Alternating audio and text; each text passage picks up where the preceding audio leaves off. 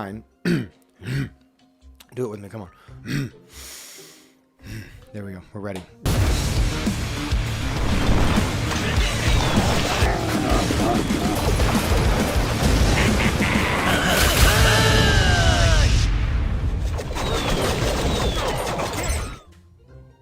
Oh, hey, what's going on, y'all? Welcome to your channel, Jets and Fleet Gaming. I'm Jerry the Tree Whiz. We've got a great episode today. We've got a few quick things to cover I want to jump right into. Thing number one, thank you to all the commenters for helping us create an accurate and knowledgeable space for everybody here. Thank you number two, thank you to World War Doe for putting us in the featured tab. And thank you number three goes to all the other content creators who are just doing great stuff out there. Let's keep it rolling. So we got to jump into some quick corrections from my last videos. You guys have been saving the day. We said something very important and wrong. Here's what we said. We said towers took double damage when they were frozen. That is not true. Troops take double damage when they're frozen. A lot of things take double damage when they're frozen, but not the commander and not towers. So here's how we'll correct that. The towers do half as less damage while frozen. So if your commander's on a tower, it does make a lot of sense to freeze the tower because it will reduce the tower's damage output, but it won't increase your damage input. So we just wanted to cover that really quick. Thank you guys for your input on Tank Arena. The word is out that she is not strong enough yet, or maybe we still haven't found her secrets, but I think maybe she could use some sort of buff. I don't know. I'm not a card creator. I am just here to say what you guys think and need to hear. So this is our coverage today. What I'm just going to show you guys today is Chop Chop, and I'm going to show you Bloodlust, because these two cards are cool and they work really cool together. So what Bloodlust does, it's a little simpler to look at, so is Chop Chop. It orders all the target allied troops to attack the enemy commander, and it increases their damage. So right now at level 9, do it with me, come on. There we go, we're ready. Right now at level 9, it's a 67% damage increase. That's pretty awesome. And it targets all of your troops, ground and air troops. And make sure you don't drop this on the enemy commander. That's what I did when I first tried to use this card, Bloodlust. I would go to the enemy commander and put it on the commander saying, go get him. But no, it does area selection for the troops that you want to send at the enemy commander. So you're going to see all that in this gameplay. So it's got a radius of 8. You'll see that. It's pretty simple to see. The card type is Regicide because it makes him attack the commander. All Regicide cards attack the commander. You probably know that. And we don't need to read the backstory. You've probably spent a lot of time reading it. And here we go with Chop Chop. All right, here's the backstory. We can't skip it. It's a great game with great backstory. The ingredients contained in Bloodthirst are an irresistible mix of the commander's natural scent and the piranha's mating pheromones. Man, I'm glad we didn't skip that. Moving on to the next thing. All right, back in the saddle, friends. Back in the saddle. Come on, do it with me. Here we go. Chop, chop. He's an invisible killer that will deal very high damage on his first attack as long as he is in stealth mode. That's his big thing. You've probably seen Chop Chop. You play the game. If you're not playing the game, you probably will see him soon. He's an early card in the game. Most obvious tip. If you need to know where he went, look for his feet.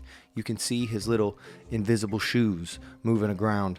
And he attacks only ground troops. That's good to know. He does at level 7, 8, what I have him at, he does 585 damage. But when he's invisible, his critical multiplier is times 10. So 5,850 damage. And remember, we're going to be using Bloodlust, so it's going to give him a 60% increase. But let's also notice something. He does a normal type damage, which will be a little bit reduced against the commander. And we notice here that he won't target towers at all. So he just goes for the commander and troops. You can see that by these two icons right there next to this eye. So if he only will attack, he does reduce damage against the commander, but that's going to get negated by Bloodlust's 67% increase. So we can jump into these pretty cool 3 replays that I have right here. Oh, that's not it. But hey, cool. Once again, thank you guys for having that in the feature. That was really cool. And replays, if you're wondering where your replays went, go up there to the top left corner, click on your profile, go to your battle log. All right, ciao. So the first 2 are really cool, and the last one is really cool. Cool, really cool. The last one has the increased amount of coolness. So We're going to be trying to kill the commander in all 3 of these replays. Once again, y'all, if you like this kind of content and you like the channel, join the fleet. Hit the little sub down below and we'll be a team. It's a cool thing. All right, so I'm just going in, standing at the bridge. I should have played some rock and roll guitar. Watch how fast he's out of here. Boom, because he was frozen. So he did take double damage. We'll get over my corrections here too.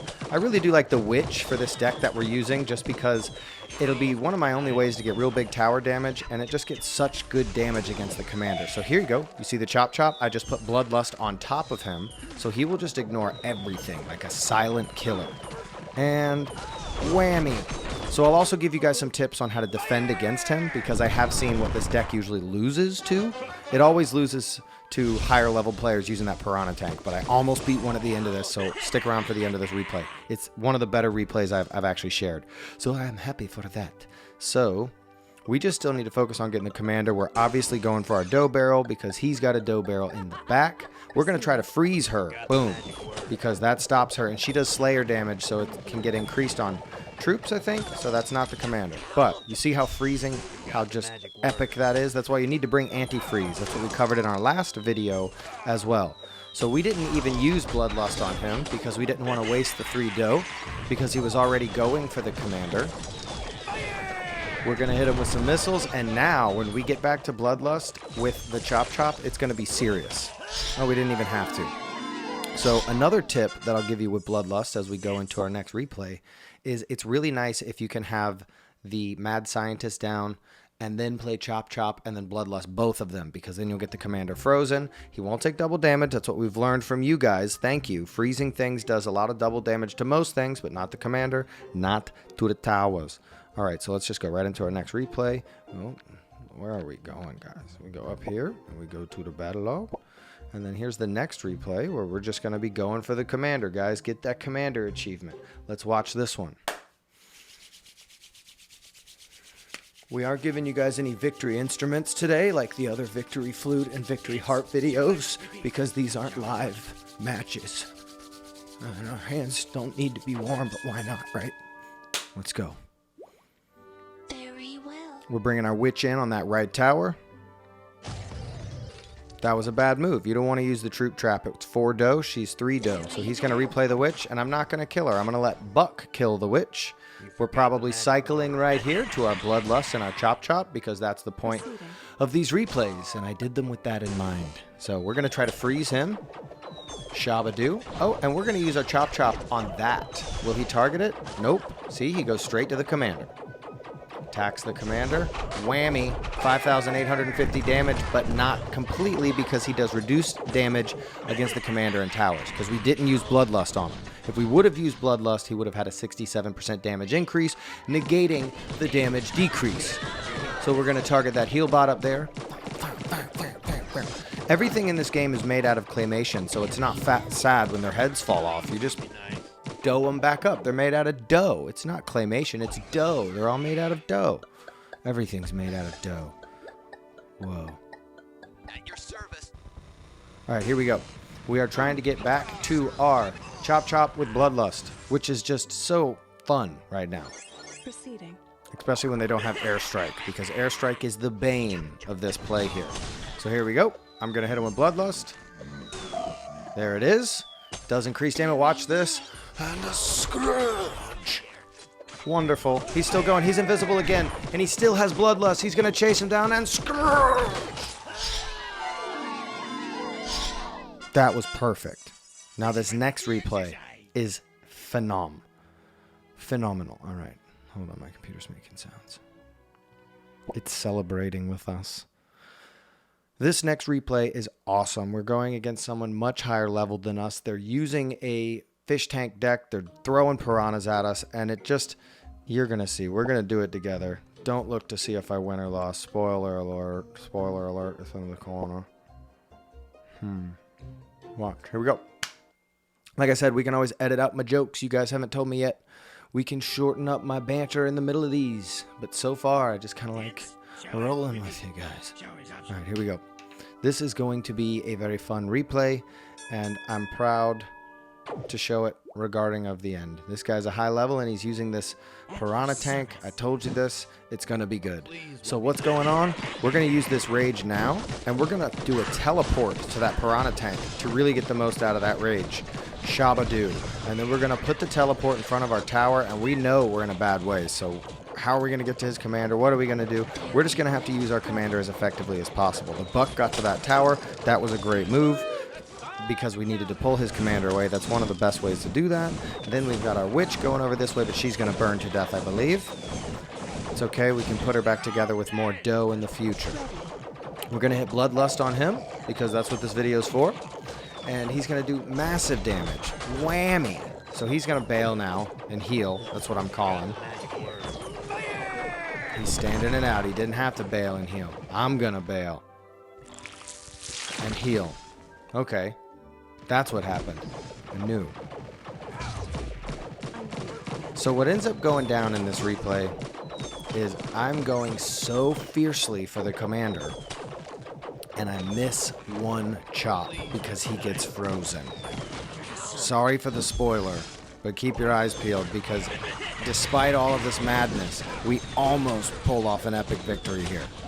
Thank you for sticking around this long, if you've stuck around this long. I was freaking out at this part of the replay because I just need one or two more chops. I managed to get over here and healed with 1 second on the clock. Chop, Bloodlust. Oh, gosh. I didn't get Bloodlust on him or we would have won. So there's your tip.